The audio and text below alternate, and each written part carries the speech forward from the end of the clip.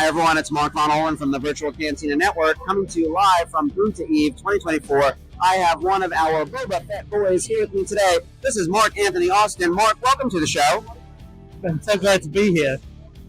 Thank you so much for coming and for joining us with John and Dickie. What is it like hanging out with the other Bobas?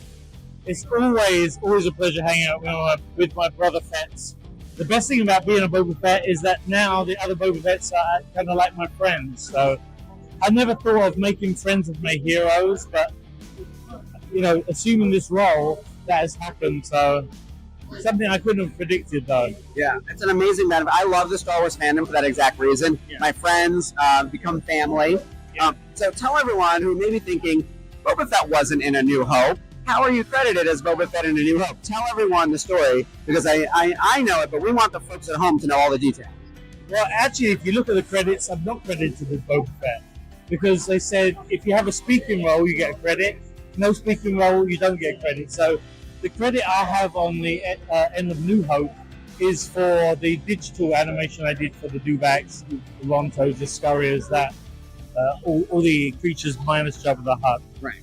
But I didn't get credit as Boba Fett because I didn't get speaking role. That's crazy. But we know, so this is one of the special editions where we had all these new footage, but you wore the suit and were on set filming those shots. Yeah. Yeah. So what was it like donning that amazing armor? Well, you're a Star Wars fan, everyone watching this is probably a Star Wars fan. As fans, you just want some kind of connection to the thing you're obsessed with. And so this was my connection forever, to Star Wars as a franchise.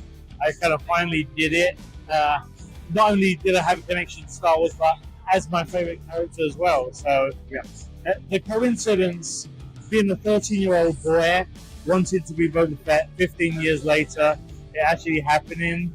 It's a different, when I do a Q&A panel with these guys, I'm coming into it from a completely different perspective. So. Dickie told us a little while earlier that when he was a stuntman on Return of the Jedi, he didn't even know the name of the character when he put on the armor. No, it was his daughter that actually informed him of the character he is. So yeah, it's crazy. And now, and you were a digital artist. So tell us a little about your background, because you were working in ILM.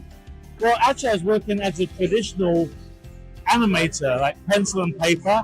ILM hired me to teach me the computer to see if we could do this movie Casper.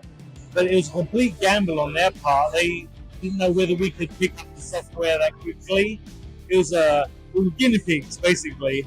But in being guinea pigs, we were the first computer animators in the industry. So it's amazing. Yeah, I didn't think I'd go from pushing a pencil to a mouse ever. So yeah. I want to hear more about that, and we're going to come back to more of this story. We're going to have you on the network to do the full debrief. Before that, can we follow you on social media? You can find me at Boba Fett, AMHSE, and New Hope Special Edition.